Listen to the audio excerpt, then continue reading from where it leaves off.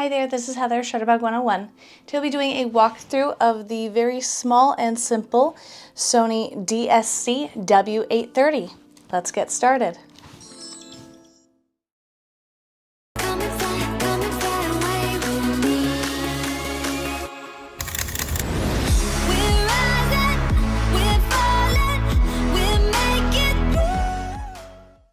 The Sony W830 is a 20 megapixel half-inch sensor point-and-shoot camera that has an 8x zoom equivalent to a 25 to 200 millimeter lens, optical stabilization, and it's all automatic.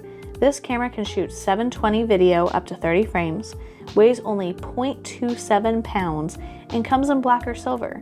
Today we will be discussing the doors, buttons, and menus to help you navigate this camera a little easier. Hello everyone, as you can see this is the Sony W830, which can definitely fit in the palm of my hand. It is very small, so I'm zoomed in quite a bit so we can go over all of the details of this camera today. This is not typically a camera that I would take pictures with. I took it with me on a shoot to do Christmas photos. This is currently being recorded in December because I'm trying to get ahead of myself so I can take advantage of the holidays. It's definitely going to be a camera for your grandparent or a very careful child because it's inexpensive, it's small, it's lightweight, and it's nothing fancy. It's going to be that camera that you get for somebody that maybe doesn't want to use a smartphone, that is maybe not allowed to have a smartphone because they're too young. But we'll kind of go over the camera and all of its features here because, you know, it is a camera being sold currently. And, you know, I agreed to do walkthroughs of every camera that is being sold at the moment. So this camera is sold in both black and silver. Currently, I'm only seeing them come in silver, but they're still nice. They're still fancy. As you can see, it is a 20.1 megapixel camera, so it's going to give you okay images. We have 8x zoom length, which is equivalent to like a 25 to 200 millimeter lens, which is pretty great. Gives you some distance there. It does have a built-in flash to use as well. This is going to be its LED focusing light here. If it has difficulty focusing, it'll shine out a little light there. When you turn it on, it does extend the lens here, so you can see the farthest, even when zoomed. Just goes out to here, nothing too crazy. On the top of the camera here, you can see that we do have, it says Cyber Shot, has the optical steady shot, so it's optical stabilization inside the camera. This is the model DSC W830. This is going to be the microphone if you choose to record video. This is where it's taking the sound from, so make sure not to block that. This is going to be your power button on and off, and this is going to be your shutter button. You push halfway down to focus, you push all the way down to take a picture. When you do push down to focus, you do hear this little chime before you take a picture, so be sure to listen to that. You can turn that feature off as well. This camera is one of the last cameras left being sold new that has a small internal memory that can take, I believe, 3 pictures and then it's full, so keep that in mind. You definitely need to get a SD card to go with this. Nothing on the sides of the camera here. This would be to put your wrist leash through that is included in the camera itself. You have the bottom of the camera here, so if we open up this door, we have the battery slot, we have the slot where your SD card goes into, and we also on the outside here have a AV out port here as well to display on like a television screen or something like that if you have the AV cable. And then it does have a screw mount for a tripod. If you were using, say, like a handheld tripod or something like that, that would work. On the back of the camera here, you can see that we do have some controls. Here is going to be your zoom controls here. So T is going to be for telephoto to zoom out. W is going to be for wide angle to zoom back. It's going to tell you exactly where you're at when it's zooming here. You have 3 modes that you can use on this camera. So the top one here is the little camera. That's going to be your photography mode. The next one there is going to be your panoramic mode, sweep panorama, which does tell you the directions.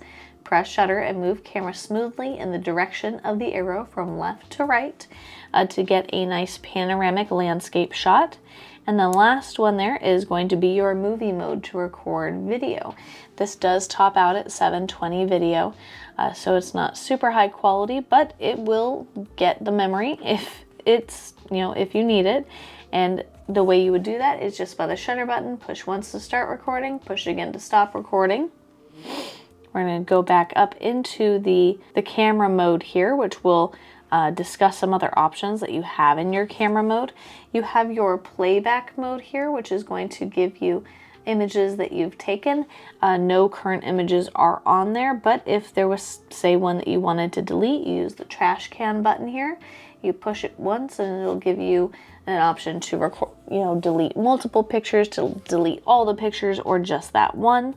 Then you have some shortcut buttons here on the directional pad. So if we push up, it'll actually allow you to turn your display's settings on or off. I like to have the display on because it'll show you how much battery power you have left, how many pictures you have left, and just some basic settings that you have it in here.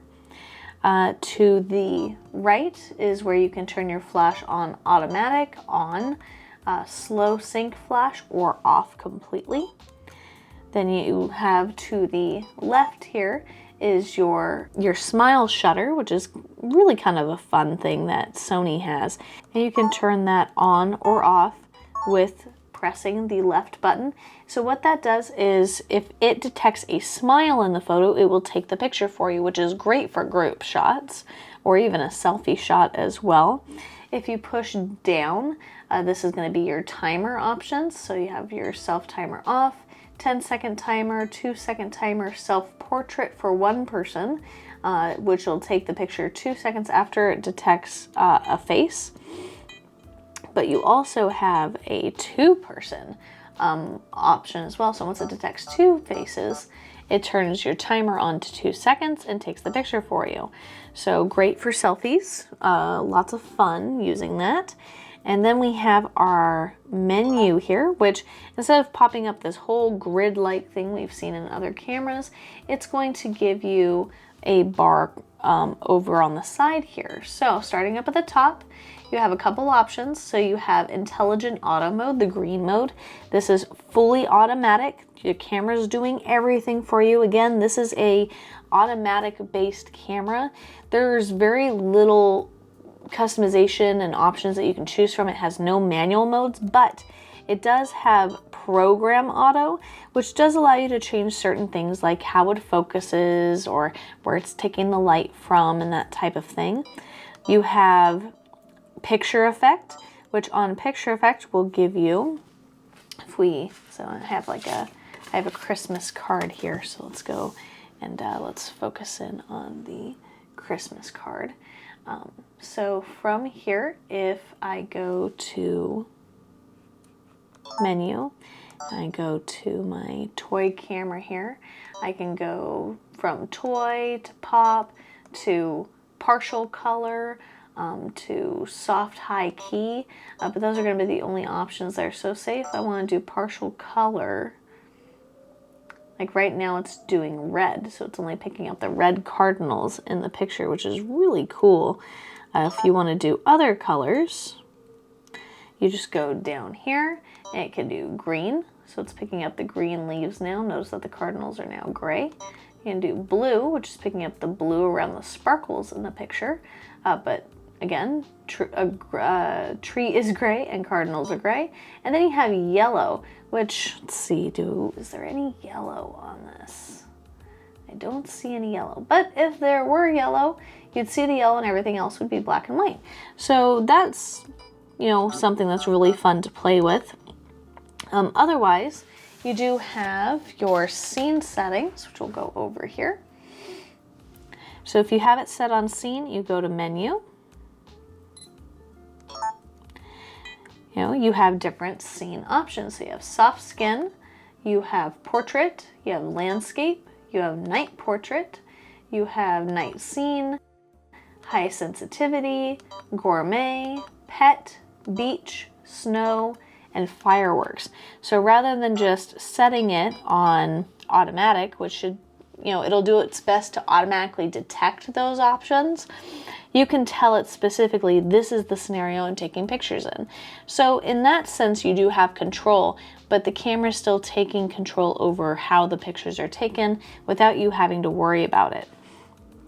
So I'm going to go over the rest of the settings here in the program auto to let you know what's available in the menu itself. So you have your easy mode. If you would like to just set it on easy, it increases the font size, simplifies the menu for basic use. You have your still image size. I would keep this on the highest option here, which is the 20M at a ratio of 4:3. You can always crop down from there. It does tell you you can print up to 13 by 19 very easily with this. You have your exposure settings. So if you needed the picture a little bit brighter or a little bit darker, that's where you would adjust that. You have your ISO adjustment there, which generally, if you're taking pictures with this camera, I would just keep it on automatic. White balance, I would do the same. I would keep it on auto white balance. This controls the temperature of the photo, so more orange, more blue, depending on the situation you're in. But white balance auto, the camera's pretty good at determining what's gray. You have your focus options. So you have multi-autofocus, which considers the entire screen and grabs focus on whatever's first. Center autofocus, which is whatever's in the center. And spot, which is very similar to the center one here as well. You have your metering mode. So you have multi, which again considers the entire image and finds a good balance of light all around. You have center concentrated, so whatever's in the center of the image, it's going to concentrate taking that light from the center. And then again, you have spot as well, which is very similar to center. Then you have your continuous mode, which is the single square is going to take one picture at a time when you click and hold your shutter button down. And then on the multiple frames there, when you click and hold your shutter button down, it will continually take pictures at 1 frame per second. Not very fast, but that's what you'll get with this camera here. It's not anything too snazzy. It's perfect for the person that wants to keep it simple. Again, so you have your smile shutter option. So this is your on and off button, but how sensitive you would like it to be to smiles, you can set it there. It's just set on normal smile normally. And then you have it set on like face detection if you would like it on or off. If you're taking pictures of people, yourself, or family, it'll detect a face and focus there first. Dynamic range options here. I would just keep this on standard. Don't overcomplicate it here. And then we have our toolbox, which is going to be other settings here. So let's go over those. You have your autofocus illuminator. That's that light I told you about that shines out on the front to help it focus. Grid lines, if you would like to help yourself stay balanced in your photo. It helps you compose a little bit easier. You have your display resolution on the back of your screen here if you like it high or standard.